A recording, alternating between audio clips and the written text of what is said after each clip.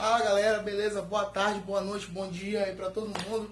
Aqui é o Pedro falando e a gente começa falando aqui sobre essa nova proposta do Campeonato Maranhense aí, que existem 4 propostas que foram feitas pela Federação Maranhense de Futebol para definir aí qual vai ser o novo formato de disputa do Campeonato Maranhense Série A 2020.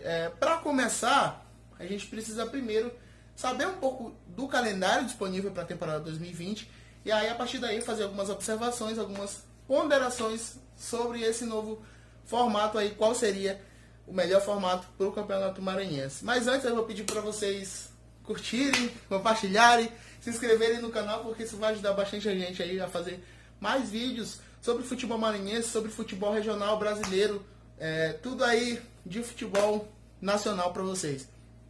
Mas vamos começar. Primeiro falando de calendário, a CBF já publicou o calendário 2020, só que como é de costume, ainda não fez com a Copa do Nordeste inserida.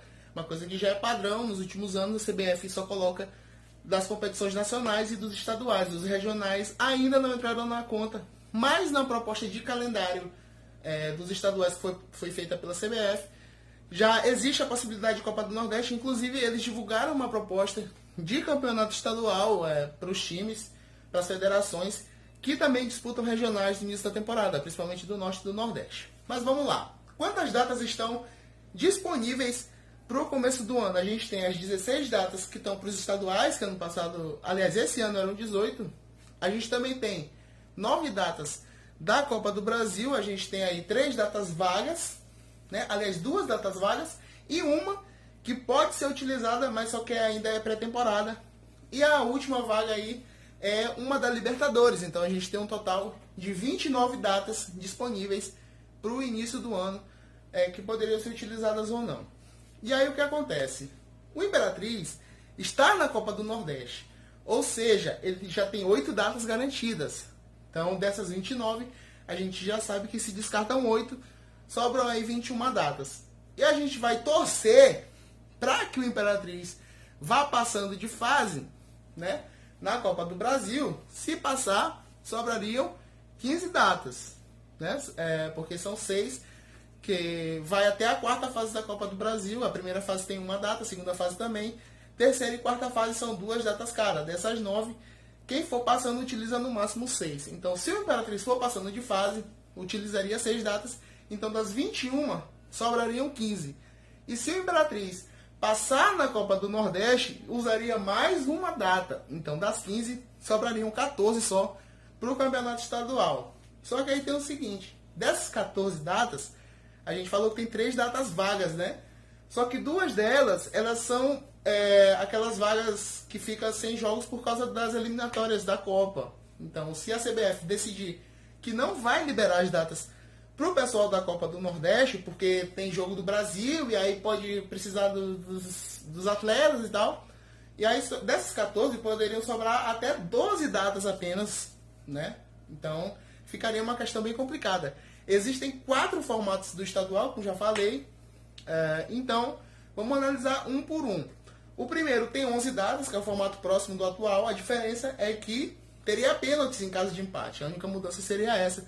Os 8 times jogariam em grupo único na primeira fase, jogos de ida. Os times do interior jogariam 4 partidas e os da capital jogariam 3 em casa. Semifinais ida e volta, finais ida e volta, então 11 datas. O segundo formato, ele pode ter de 12 a 14 datas, os times divididos em 2 grupos. Os campeões de turno apenas passam, os campeões de grupo passam para as finais de turno. O primeiro turno seria os jogos dentro do próprio grupo, 2 grupos de 4, então cada time enfrentaria o outro 3 vezes em casa e 3 vezes fora, então daria 6 jogos para cada equipe, mas o time que passasse gastaria mais 1 data para a final de turno, então 7, no segundo turno seria um grupo contra o outro, então seriam até 5 para o segundo turno, então 12, mais 2 de uma eventual final geral, até 14 datas. O terceiro formato é muito semelhante a esse, a diferença é que as finais de turno seriam em ida e volta, e não apenas mais em ida, também sem vantagem do empate para o melhor time que passasse de fase. Então, de 12 a 14, poderia ser 14, se fosse o mesmo time campeão nos 2 turnos, ou 16, se forem dois times diferentes. E o último formato, o quarto formato, seria semelhante ao primeiro, que é de grupo único, mas a diferença é que os jogos seriam de ida e volta, então daria 14 jogos na primeira fase, muito semelhante ao que acontece na primeira fase da Série D, inclusive nos classificados passariam 4, e nas semifinais jogo único com vantagem do empate para o melhor time. Então a melhor campanha poderia empatar sua partida que passaria para a final, e a final em 2 jogos, ida e volta, então daria um total de 17 jogos. O Imperatriz tem de 11 a 14 datas disponíveis, dependendo da disponibilidade das datas FIFA e da data de pré-temporada. E existem formatos que vão com 16 e 17 datas. Então são formatos que dependem de uma campanha ruim do Imperatriz, seja na Copa do Brasil, seja na Copa do Nordeste, para que uma proposta que seja realizada. A FMF deveria contar que o Imperatriz vá bem nas competições e não que ele vá mal.